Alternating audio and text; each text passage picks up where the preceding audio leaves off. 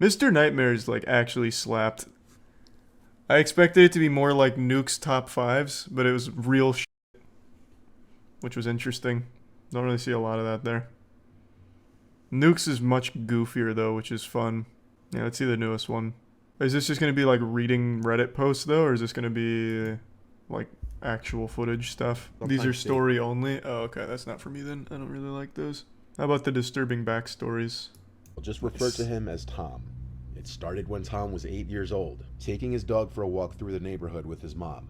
It was a little later in the night, between 10 Well, this and sounds 11 fake p.m. if it's from They lived Reddit. next to a swampy, woodsy area on the edge of the neighborhood, which was in Lansing, Michigan. I thought this Sarah, said who moved to videos South with Dakota creepy with. backstories. Where's the For video? Independence, Tom This and his story's girlfriend fake, but were the near other the two are very end good. of the campground, Yeah. and there were very few, if any, people around them. Alright. There wasn't really a video there. Emma Filipoff was 26 years old when she disappeared almost 10 years ago, on November 28, 2012. She was described by friends and family as a beautiful, creative, and private girl. There's been an extensive investigation into Emma's disappearance ever since, but so far investigators have been unsuccessful in determining what happened to her. A surveillance video from the day Emma disappeared shows her in a 7-Eleven pacing around and cupping her hands around the glass door as she looked outside, as though she was being followed. She purchased this a is just prepaid fucking cell phone sad at the then. 7-Eleven despite never owning one before. Then she hesitated before leaving.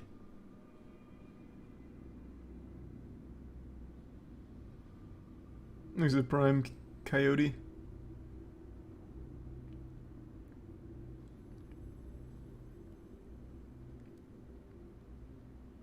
I imagine this kind of thing happens a The cell phone lot. she purchased was never activated. A little later, Emma got into Security a taxi, cameras probably instructing the capture a driver lot to of go to the missing airport. persons, She then got out of the taxi due to insufficient but just funds no one for ever the fare. checks. She was last seen between the times of 7:30 p.m. and 8:30 p.m., acting strangely in front of the Empress Hotel. According to a witness, Emma seemed confused. He saw her at a crosswalk, refusing to cross the street. He asked her if she was feeling okay, and asked her if she was being followed due to her paranoid mannerisms.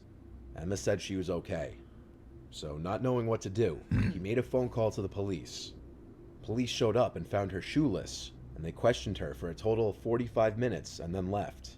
Investigators later What's found the her shoeless vehicle part have following to do with morning, anything? parked at the Chateau Victoria parking lot, containing all of her belongings, including her laptop, books, As her you said, passport, Cherry. and library card.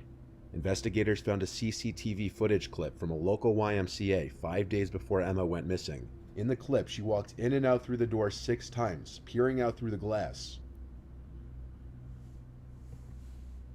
Like psychosis or something, maybe? I don't know. This is okay. This is confusing. I thought it was just like a kidnapping.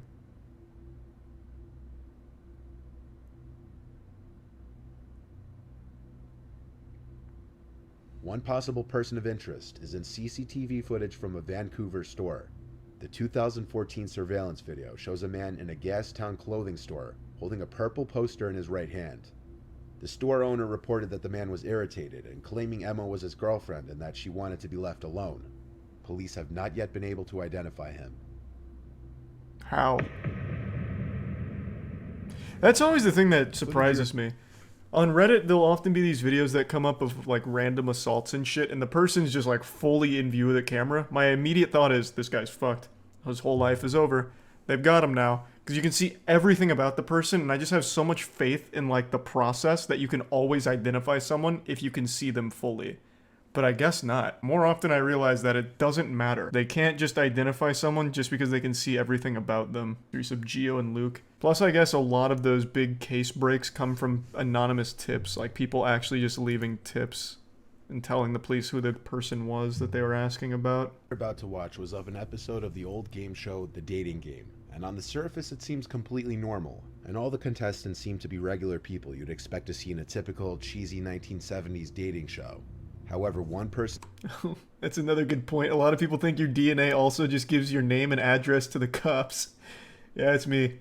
That's my immediate thought too. Like whenever I read about a crime or something, I'm like, well, he may have left DNA at the scene, so they'll get him pretty soon. Like a fucking child.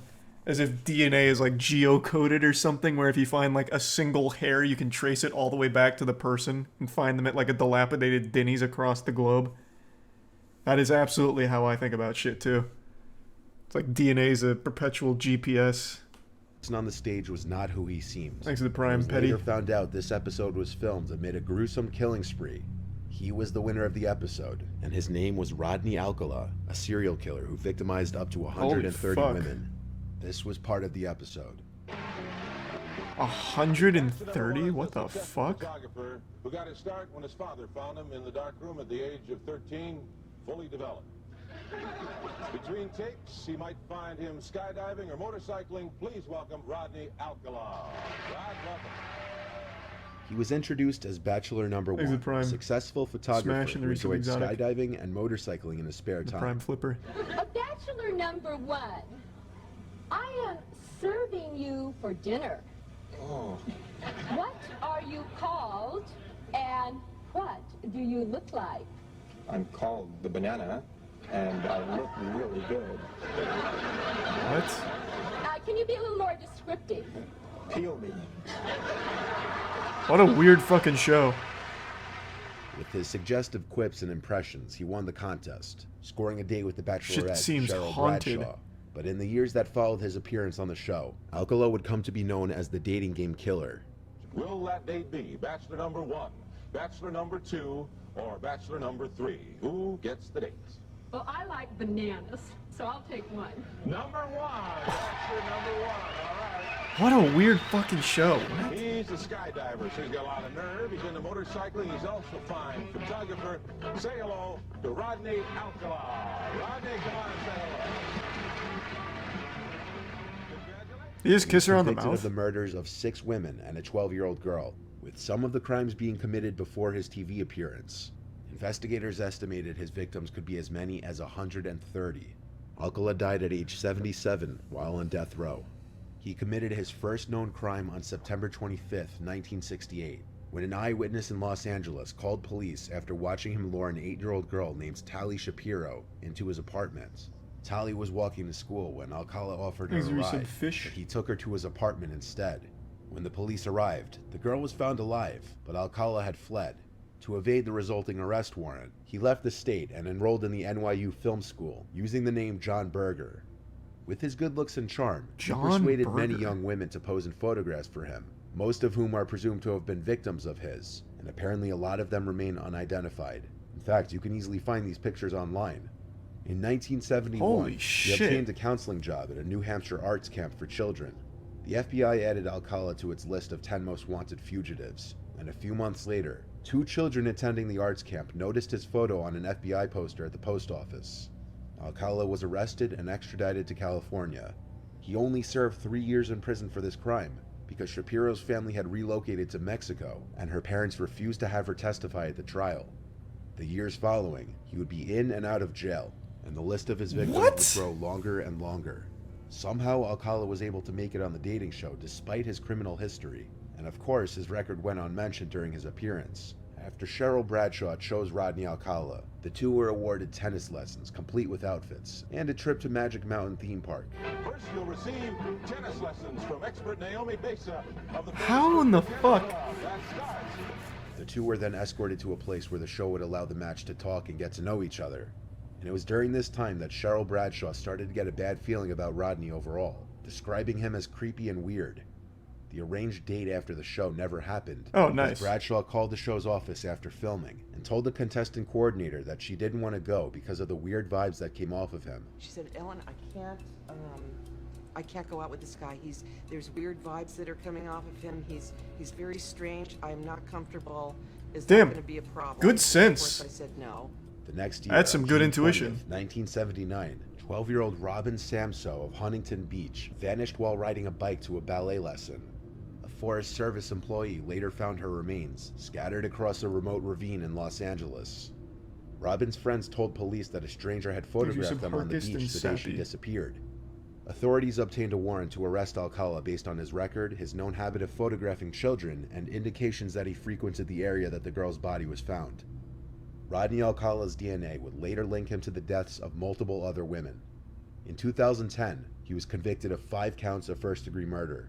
He was sentenced to death, but after New York City investigators began probing his potential ties to unsolved killings in the city in the 1970s, he was also charged for the murders of 2 more women, which he As you pleaded said, guilty to. Hallow in early. The actual amount of disappearances and murders that Rodney is responsible for remain unknown.